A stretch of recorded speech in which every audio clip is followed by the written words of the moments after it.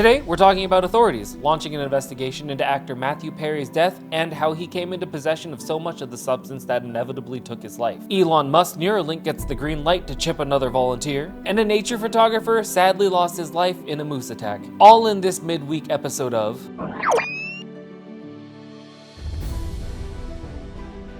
But first, like always, make sure you smash that subscribe button so you never miss an update. We're getting this much closer to monetization, everybody. Thumbs up. Thanks. Couldn't have done it without you. And Alice, let's go with the Mathew Perry story first.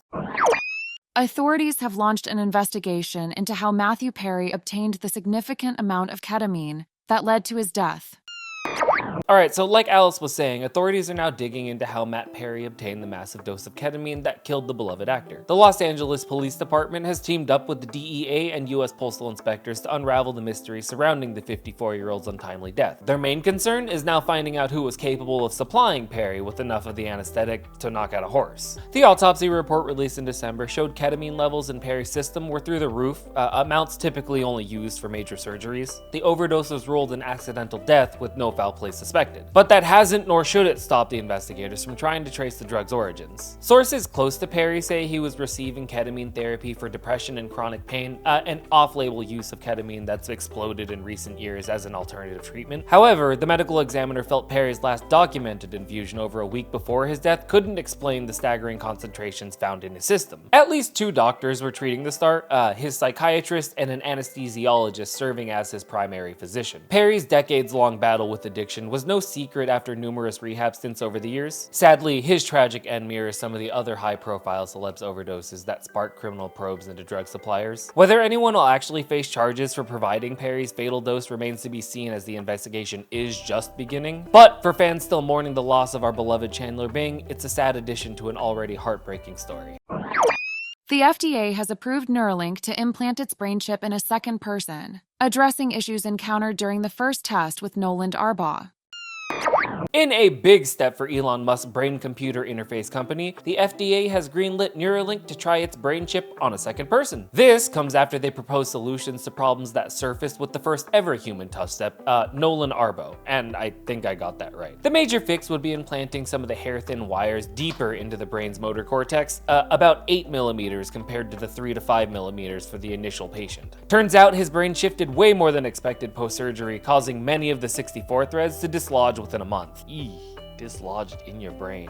Oh, God. Now, Neuralink's engineers believe that through software upgrades, they've managed to stabilize the remaining 15% of the threads and boost Nolan's capabilities beyond the initial peak. Actually, he's been showcasing the recalibrated device in live streams, so that's kind of cool. The implant itself is about quarter size, holding electronics and a battery. Those external threads relay neural signals from the motor cortex, allowing the translation of thoughts into computer inputs. With the FDA's approval of their proposed enhancements, Neuralink is eyeing a second implant for roughly June. Over 1,000 quadriplegics have signed up, though only 100 currently qualify for the trial. The company's goal is to implant 10 people this year across diverse backgrounds and behaviors. One hiccup they're dealing with, though, is that most applicants so far are white and male. But Neuralink is expanding its search, with Musk tweeting for more applicants last week. They also plan to seek approval for trials in Canada and the UK soon, opening patient registries there. Despite the rocky start, though, Nolan remains hopeful, saying, "It seems like we've learned a lot and things are going in the right direction." When he first learned why his implant faltered, he asked if it could be removed, repaired, or replaced entirely, but doctors decided to avoid another risky brain surgery for the time being. Which, I mean, I don't know how many times I would want somebody rummaging in my brain. The shit you'd find in there? Sorry, docs. Anyways, the trials are obviously uncharted territory, but Neuralink is willing to adapt and improve based on real-world experiences. If they can capitalize on the knowledge gained, the potential remains immense for revolutionizing how quadriplegics and others interact with devices and their surroundings. I could have telepathic communications with my computer. Significant work lies ahead, but this FDA clearance represents a key milestone for one of Neuralink's biggest endeavors yet. But what are your thoughts? Are you planning on getting the brain chip when it comes commercial? Let me know in the comments.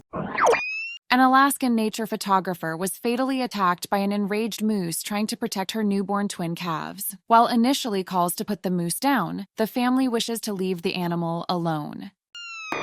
So sadly, an avid outdoorsman from Alaska was tragically killed by an enraged moose while trying to photograph the animal with her newborn calves, according to his family. Dale Chorman, age 70, knew the risks of getting up close with wildlife, but died doing what he loved, capturing nature's beauty through his camera lens. The fatal encounter happened Sunday as Tormund and his friend were searching for a moose and her twins near Homer, and when they approached, the defensive mother charged out of the bushes. While the friend was able to get help, by the time the medics arrived, the moose had already retreated back into the wilderness. And despite initial calls to put the moose down, Tormund's family has decided that they don't want that. They understand that she was just protecting her babies, just as any mother would. Now, from what I could find, the exact number of nature photographers killed by animals each year isn't readily available, but moose attacks, sadly, aren't unprecedented.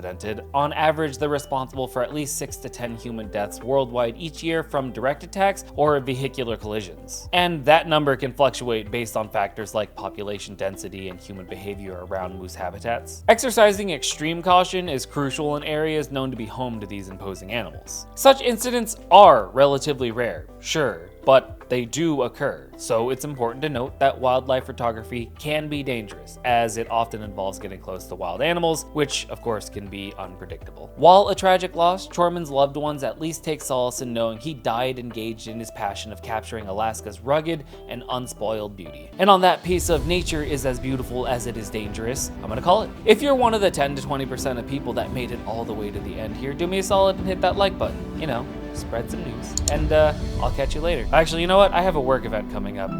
It'll probably be next week, but you'll still have Alice to fill you in some stuff, so see you next time.